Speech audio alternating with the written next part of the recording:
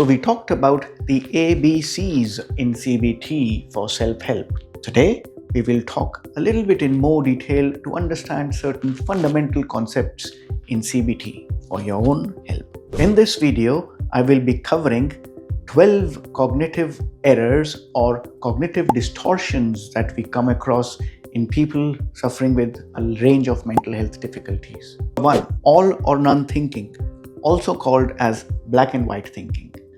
What does that mean? It means that you view a situation in only two categories instead of thinking about as a continuum. An example could be, if I am not successful in this particular task, that means I am a total failure. Number 2, catastrophizing, also called as fortune telling. What does that mean? That means that you consider the outcomes of any future events negatively without considering alternative outcomes. As an example, the statement could be, I will be so upset that I will not be able to function at all. Number 3, discounting the positives.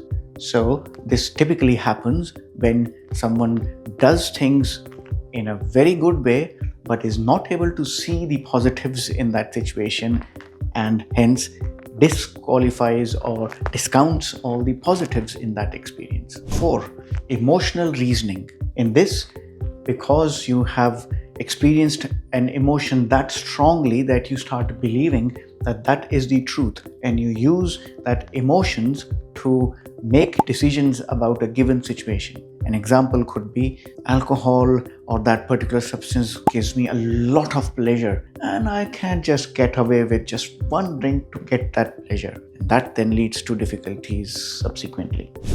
Number 5, labeling or jumping to conclusions.